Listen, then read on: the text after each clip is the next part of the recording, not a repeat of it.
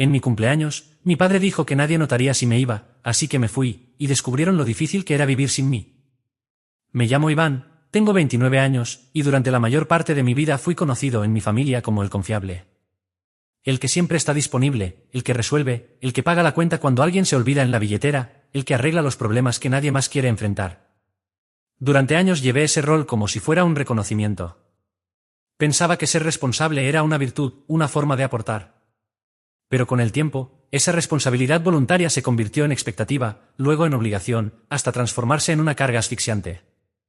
En una especie de cadena invisible. Todo explotó en mi cumpleaños número 29. Nada fuera de lo común, una cena tranquila en casa de mis padres. Mi madre preparó su clásica lasaña, mi hermana llegó con sus 2 hijos, a quienes ignoró por completo mientras corrían por todos lados, y mi hermano Esteban apareció tarde, como siempre, con una botella de vino que seguramente le habían regalado en el trabajo. Era típico de él. Tiene 4 años menos que yo, nunca ha tenido un empleo estable, y sin embargo, sigue siendo el consentido. Sus finanzas han sido un caos permanente, pero eso nunca pareció importarles. Yo, por el contrario, tenía una carrera consolidada en el área de sistemas, era dueño de mi apartamento, ya había pagado mi auto, y además, esto nunca lo dijeron en voz alta, pero lo sabían, llevaba 3 años cubriendo en silencio gran parte de los gastos de mis padres. Todo empezó con un solo este mes, hijo, cuando el negocio de mi padre comenzó a flaquear. Después fue la hipoteca, luego los servicios, y de pronto, también me tocaba pagar las reparaciones, el supermercado, incluso ayudar a Esteban cuando, otra vez, había metido la pata. Y yo lo hacía, sin quejarme, porque creía que era lo correcto, porque pensaba que alguien tenía que encargarse.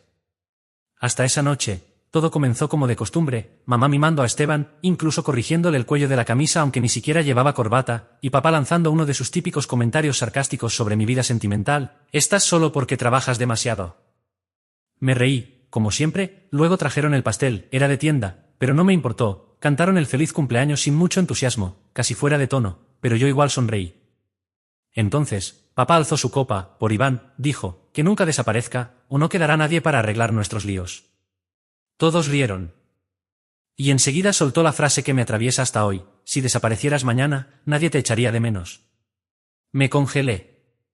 No solo por lo que dijo, sino por lo que ocurrió después. Esteban se rió como si fuera el mejor chiste del mundo. Mamá no dijo nada, solo asintió con una sonrisa leve, como si ya lo hubiese escuchado antes. Mi sobrina preguntó qué significaba desaparecer y nadie se molestó en responderle. Yo los miré. A todos. Esa familia a la que había sostenido emocional, mental y económicamente durante años, y ahí estaban, riéndose, como si no importara, como si yo no importara. Me levanté en silencio, me disculpé brevemente y me fui. Ni siquiera esperé para cortar el pastel. Esa noche no lloré, no grité, no rompí nada. Solo me senté en mi coche y estuve allí, quieto, por 2 horas. El silencio me dijo mucho más que cualquier palabra que hubieran podido decirme. Durante las 2 semanas siguientes, seguí como si nada. Aún pagaba la factura de la luz. Todavía cubría la tarjeta de mamá. Incluso le envié dinero a Esteban cuando me mandó un mensaje diciendo que este mes no llegaba al alquiler. Pero en paralelo, comencé a planificar. Sin decir nada. Con calma. Porque entendí algo importante, ellos no solo me daban por sentado. Me necesitaban. Dependían de mí. Pero yo, no los necesitaba a ellos. No fui a la cena del domingo siguiente. Mamá me envió un mensaje pasivo-agresivo: «Nos hiciste falta». No lo contesté. Esteban respondió con un emoji de risa. Elegante. Lo ignoré también. Una semana después, me olvidé de transferir el dinero del agua. Me llamaron confundidos. Les dije que andaba justo de dinero. Esa fue la primera grieta. La siguiente vez que papá llamó, dejé sonar hasta que el buzón contestó. Cuando escuché el mensaje más tarde, solo eran 30 segundos de silencio, un suspiro y un tono seco. Llámame cuando puedas, Iván. Sin disculpas. Solo una orden. 2 semanas después, cambié de número. Luego renuncié a mi trabajo. En todos esos años había ahorrado bastante. Siempre fui prudente con mis gastos. Sin viajes, sin lujos, solo una vida sencilla y una cuenta que crecía. Tenía algo más de $180.000 guardados. Vendí mi apartamento, liquidé algunas inversiones, y para fin de mes tenía cerca de $400.000. Y ninguna responsabilidad que me retuviera. Encontré un lugar al oeste, un pueblo tranquilo que había visitado en una caminata en solitario. Rodeado de montañas. Silencioso, aislado. Firmé un alquiler con un nombre distinto. Y desaparecí. Sin notas. Sin despedidas. Corté todo rastro que pudieran seguir. Eliminé redes sociales, cerré mi correo, cancelé todas las cuentas asociadas a sus servicios. Y observé. No por venganza. Bueno, quizá un poco.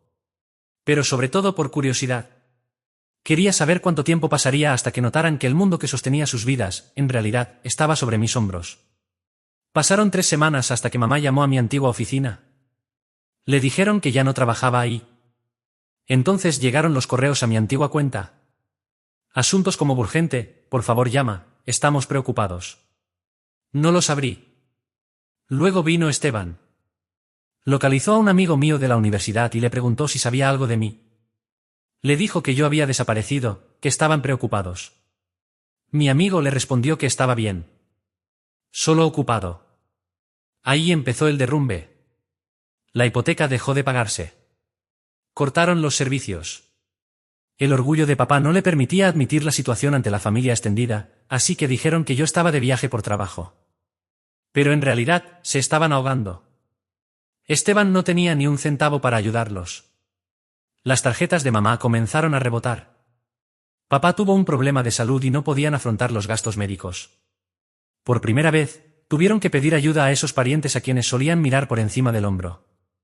Y yo tomaba café cada mañana en un porche con vista a las montañas.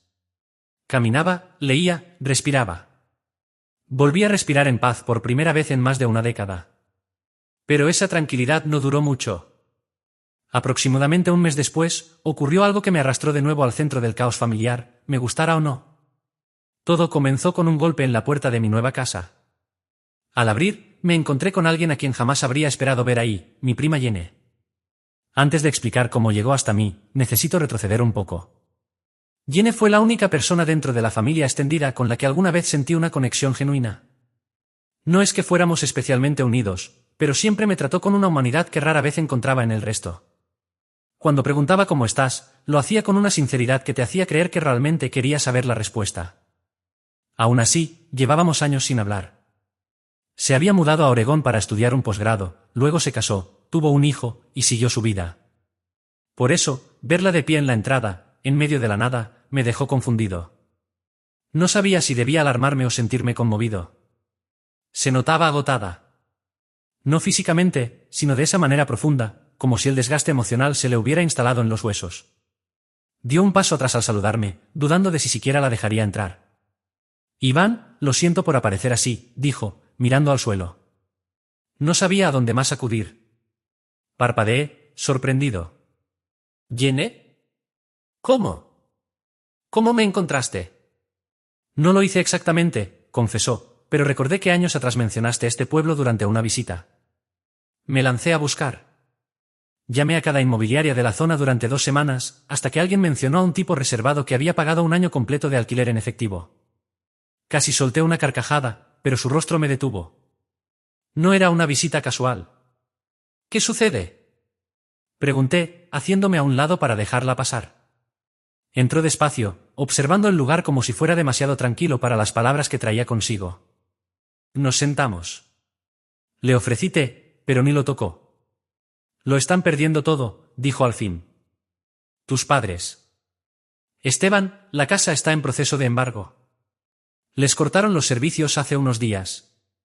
Tu padre sufrió una especie de ataque de pánico, pero no quiso ir al hospital. No pueden pagarlo. Esteban intentó empeñar tu antigua computadora de juegos. Es un desastre. No dije nada. Me limité a escuchar. Le contaron a todos que tuviste un colapso, añadió. Que simplemente desapareciste, que están muy preocupados. Volví a sentir la risa queriendo salir, pero solo emití un suspiro seco. Por supuesto que estaban preocupados, porque ya no quedaba nadie que limpiara sus desastres. Jenny no trató de justificar nada. No defendió a nadie. Y por eso la dejé quedarse. Solo asintió con lentitud y murmuró. Me lo imaginaba. Pasó un largo rato en silencio antes de que me animara a preguntar. ¿Por qué viniste realmente? Alzó la mirada y por primera vez vi en ella algo más allá de su compostura habitual, una chispa de incertidumbre. ¿Por qué tienen miedo? ¿Y por qué una parte de mí quería pensar que tal vez tú también querrías saberlo? No respondí. Ella se inclinó hacia adelante, como si intentara acercarse emocionalmente. No te estoy pidiendo que lo soluciones. Dios sabe que no lo merecen. Solo pensé que debías enterarte por alguien que no espera nada a cambio. Y entonces me entregó el sobre. Estaba dirigido a mí con la letra de mi madre. La misma que solía ver en mis bolsas del almuerzo o en las tarjetas de cumpleaños. Ver esa caligrafía hizo que el estómago se me encogiera. No lo abrí. Jenny durmió en la habitación de huéspedes esa noche. No insistió en que leyera la carta, y yo tampoco ofrecí conversar. Por la mañana, se fue en silencio, dándome las gracias por la cama y por no cerrarle la puerta en la cara. Después de que se marchó, me quedé horas mirando el sobre. Lo giré una y otra vez entre las manos, observé el sello, recordando cada momento que me había llevado hasta allí, los cumpleaños que pagué, las cenas que cociné, las noches ayudando a Esteban con sus crisis. Y esa cena final donde todos se rieron mientras mi padre me borraba como si nunca hubiera existido. Finalmente lo abrí. Eran 2 páginas escritas a mano, con una caligrafía temblorosa, cargada de emoción, pero no del tipo que nace del arrepentimiento genuino, sino del miedo a las consecuencias. Iván. No entendemos qué ocurrió. Un día estabas con nosotros, y al siguiente, desapareciste. Sin mensajes, sin despedidas. Estamos asustados. ¿Estás bien? Tu padre ha estado enfermo. Esteban no sabe qué hacer sin ti. No nos dimos cuenta de cuánto dependíamos de ti hasta que todo empezó a derrumbarse. Por favor, solo dinos dónde estás. Lamentamos si dijimos algo que te hirió. Solo estábamos bromeando aquella noche. Ya sabes cómo es tu padre. Nunca lo dice en serio. Te extraña. Todos te extrañamos. Por favor, vuelve a casa. Habla con nosotros. Con amor. Mamá. Y ahí estaba. Ni una sola palabra de responsabilidad. Nada sobre lo que realmente se dijo. Solo una disculpa vaga envuelta en «te extrañamos» y no fue en serio. No había remordimiento, solo miedo. No lloré. Volví a doblar la carta y la guardé en un cajón. Esa noche dormí con una calma extraña en el pecho. Fue cuando lo comprendí. No estaban de luto por mí. Estaban de luto por la pérdida de su red de seguridad. Pasaron varias semanas en silencio. Sin nuevas visitas, sin cartas. Pero yo seguía atento desde lejos. Jenny me enviaba actualizaciones de vez en cuando. Mis padres se habían mudado temporalmente con una tía. Esteban intentó lanzar una campaña en línea para recaudar fondos, alegando que su sostén económico había desaparecido. Apenas recaudó lo suficiente para unos pocos días de comida. Y entonces ocurrió algo que ni siquiera yo me esperaba. Una mañana, Jenny me llamó. Tienes que ver esto. Revisa tu correo viejo. Te reenvié algo. Entré a la cuenta que no abría desde hacía meses. La misma que seguramente pensaban que había abandonado. Y ahí estaba. Un correo de Esteban. Asunto, ¿nos debes algo, Iván? Leí ese asunto sin abrirlo durante varios minutos. ¿Nos debes algo, Iván? 4 palabras, cada una clavándose como una astilla bajo la piel. Al final, hice clic para abrirlo. No estaba seguro de si me sentía molesto, divertido, o simplemente insensible a esas alturas. Hey, hombre. No sé qué te pasa ni por qué te escapaste así, pero esto ya es ridículo. Habían pasado meses desde la última vez que supe algo de ellos, y sin embargo, el mensaje llegó como si no hubiera pasado ni un día. Un correo de mi hermano Esteban. Lleno de reproches apenas disimulados. Escrito con ese tono tan suyo, como si fuera el único cuerdo en medio del caos. Hemos pasado por momentos difíciles desde que decidiste desaparecer. Mamá y papá apenas logran mantenerse, y yo estoy haciendo todo lo posible por sostener esto. Siempre fuiste tú quien se encargaba de todo. Pagabas las cuentas. Asumías las responsabilidades. Nadie te pidió ser el responsable, simplemente lo fuiste. Así que no te enojes ahora porque todos dependíamos de ti. Eso fue decisión tuya. Si crees que desaparecer sirve para dar alguna lección, bien, ya lo lograste. Ahora regresa y repara lo que rompiste. Es lo mínimo después de todo lo que hicimos por ti. Somos familia. ¿Eso aún significa algo, no, Esteban? Me detuve en esa última línea. Somos familia. ¿Eso aún significa algo? No pude evitar reír, una risa seca, hueca, que resonó en las paredes silenciosas de mi cabaña. Seguían sin entender. De verdad creían que eran las víctimas, que yo los había traicionado simplemente por dejar de financiar sus vidas. No respondí. Guardé el correo en una carpeta que había titulado Delirios, cerré el portátil y salí a caminar. El sendero detrás de la cabaña era tranquilo a esa hora del día. La luz dorada se filtraba entre los árboles, los pájaros cantaban y las hojas crujían bajo mis botas. Respiré hondo. Era un silencio distinto al de mi infancia. Allá, en esa casa llena de ruido constante, quejas, exigencias, gritos y ese eco eterno, Iván se encargará. Mientras caminaba, las palabras de Esteban volvían a mi cabeza. El tono. La arrogancia. Esa manera de transformar mi alejamiento en una traición personal, como si hubiese nacido con un contrato firmado en la frente. Ese era tu rol. Esa frase sonaba como una campana que no podía dejar de escuchar. Pero no, ya no más. Y aún así, sentía que algo estaba cambiando. Ya no estaban simplemente confundidos o preocupados. Ahora había enojo. Enojo mezclado con desesperación. Una combinación peligrosa. Los días siguientes, los correos siguieron llegando, y no solo de Esteban. Mi madre envió uno largo, titulado Por favor, piensa en la familia. Estaba lleno de culpa encubierta, recuerdos vagos de mi infancia, frases como recuerdas cuando apoyábamos tus ferias de ciencia, o esta familia ya ha sufrido demasiado. No lo borré. Lo archivé junto con los otros. Y luego llegó la carta de mi padre. Esta vez, correo físico. Dirigida al buzón del pueblo, bajo mi antiguo nombre. No sé cómo logró averiguar dónde estaba. Tal vez Jens se le escapó algo, o simplemente lo adivinó. Dentro del sobre, solo una hoja mecanografiada. Sin saludo, sin firma. ¿Nos estás castigando? Lo entiendo. Pero ¿a quién más estás castigando es a tu madre? Ella no merece esto. No quise decir lo que dije aquella noche. Pensé que era gracioso. Antes tenía sentido del humor. Estás siendo dramático. Necesitamos ayuda. O eres parte de esta familia, o no lo eres. Esa última frase se me quedó grabada. O eres parte de esta familia, o no lo eres. No era una súplica. Era una amenaza. Directa. Un chantaje emocional sin disfraz. El tipo de frase que se lanza cuando uno todavía cree tener poder sobre el otro. Pero ya no lo tenían. Yo ya no era ese Iván. Aún así, me encontraba esperando el siguiente movimiento. Y no tardó en llegar. Salí a comprar provisiones al pueblo. Al principio no lo noté.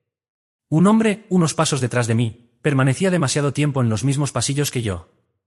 No lo reconocía. Un sujeto de unos 30 y tantos, delgado, corte al ras, ropa sin detalles. Una de esas caras que olvidas después de verla. La tercera vez que lo vi, estaba fingiendo observar cajas de cereal. No estaba allí para comprar. Lo supe de inmediato. Sentí los vellos del cuello erizándose. Pagué en efectivo, salí deprisa, cambié mi camino de regreso. No volví directamente a la cabaña. Di vueltas, verifiqué si alguien me seguía. Viejas costumbres que heredé de un tío paranoico que estuvo en el ejército. Nunca pensé que las necesitaría.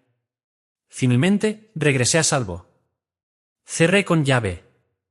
Me senté, con el corazón latiendo más fuerte de lo que quería admitir.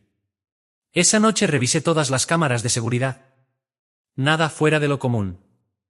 Aún así, cambié mis contraseñas. Apagué la red principal de Wi-Fi. Moví mis ahorros a otra cuenta. Sentía que algo se acercaba. Y no me equivocaba.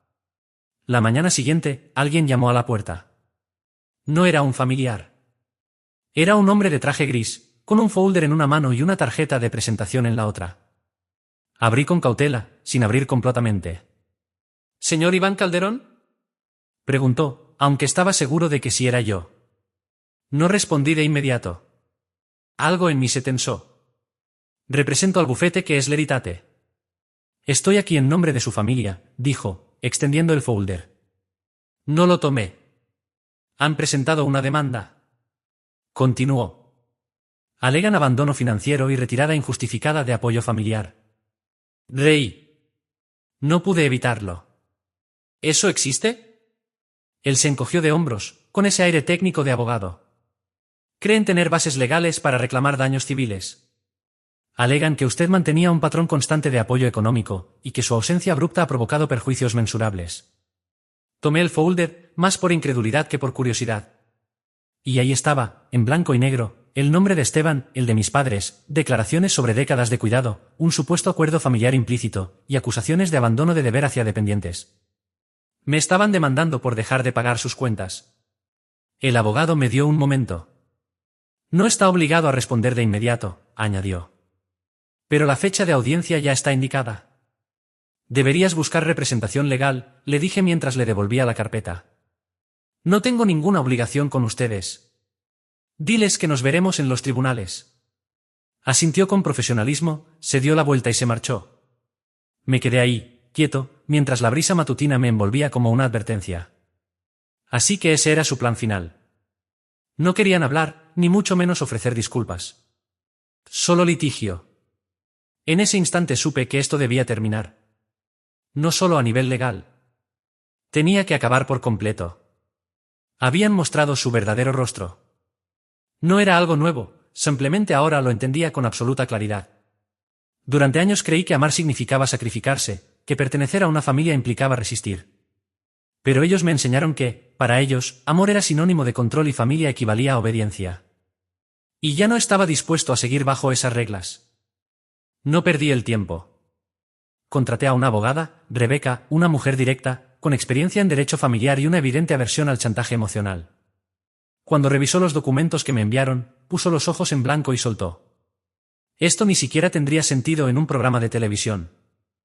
Mucho menos en una corte real. Aún así, nos preparamos a fondo.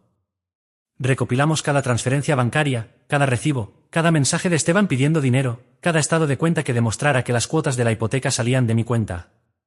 Armamos una línea de tiempo completa, 7 años de apoyo económico constante y silencioso, todo respaldado con pruebas. No porque necesitara justificarme moralmente. Yo sabía que ya había hecho más que suficiente. Lo hicimos para cerrar este asunto de forma tan contundente que jamás se atrevieran a intentarlo de nuevo. 2 meses después, estábamos ante el juez. Ellos asistieron, los 3. Mi padre lucía más delgado de lo que recordaba, pero mantenía la cabeza en alto con esa misma mirada firme de siempre. Mi madre parecía agotada, vencida por el tiempo. ¿Y Esteban? Tenía esa expresión arrogante, como si pensara que este juicio era su boleto de salida, como si ya estuviera imaginando cómo iba a gastar la supuesta compensación. La sala estaba en silencio cuando el juez revisó el expediente. Entonces Rebeca se puso de pie. No se guardó nada. Su señoría, la demanda de los demandantes se basa en la idea de que la obligación familiar equivale a una responsabilidad legal. El argumento es que, como mi cliente prestó apoyo económico voluntario y sin condiciones, ahora tiene la obligación de seguir haciéndolo. Pero no existe ningún contrato, ni poder legal, ni préstamos firmados en conjunto. Solo años de generosidad pagados con exigencias. Entregó la documentación más de 100 páginas. Cuando mi padre habló, trató de apelar a lo emocional. Su señoría, esto no es solo sobre dinero. Es sobre traición. Mi hijo era el pilar de esta familia y desapareció sin decir nada, dejándonos a la deriva. Rebeca se puso en pie de nuevo. ¿Y dónde estaba ese sentido de familia cuando el señor Iván fue ignorado el día de su cumpleaños y se le dijo que su ausencia no sería notada? Mi padre intentó responder, pero el juez levantó la mano, interrumpiéndolo. He visto suficiente, dijo mientras nos miraba fijamente. Desestimo el caso con prejuicio. El señor Iván no tiene ninguna obligación legal de mantenerlos. La generosidad financiera no implica un deber legal. Y, sinceramente, este tribunal está profundamente preocupado por el nivel de manipulación que existe en esta demanda. Luego se dirigió a mí. Señor Iván, espero que entienda que alejarse era su derecho. Asentí una sola vez. Ahora lo sé. Respondí. El sonido del mazo al golpear resonó como si se cerrara una puerta definitiva. Fuera de la sala, lo intentaron una vez más. Mi madre corrió tras de mí. Iván, por favor, espera. No sabíamos que esto iba a llegar tan lejos. Solo teníamos miedo. Me di la vuelta y la miré. A la mujer que una vez me preparó sopa cuando estaba enfermo, que me dio un beso en la frente cuando tenía 7 años y que se quedó en silencio mientras me decían que no me echarían de menos. Te creo, le dije. Pero tener miedo no justifica lo que hicieron. Nunca lo hizo. Esteban abrió la boca, pero levanté la mano. No, le dije sin levantar la voz. Solo no lo hagas. Y seguí caminando. De eso ya ha pasado más de un año. Desde entonces, he reconstruido mi vida a mi manera. Sigo viviendo en la misma cabaña. Sigo recorriendo los mismos senderos. Empecé a enseñar programación en línea a medio tiempo y finalmente terminé ese libro que siempre dije que escribiría. No lo hice por venganza ni por ellos. Lo hice por mí, por libertad, por saber quién soy cuando nadie más intenta definirme. No he vuelto a saber de ellos. A veces pienso en aquella cena de cumpleaños, en las risas, la soberbia y la forma en que trataron mi presencia como algo prescindible. Luego pienso en este presente, el silencio, la calma y me doy cuenta de algo. Tenían razón en cierto modo, desaparecí y ninguno de ellos me extrañó de verdad. Pero yo tampoco los echo de menos. Y eso, más que nada, me confirma que tomé la decisión correcta.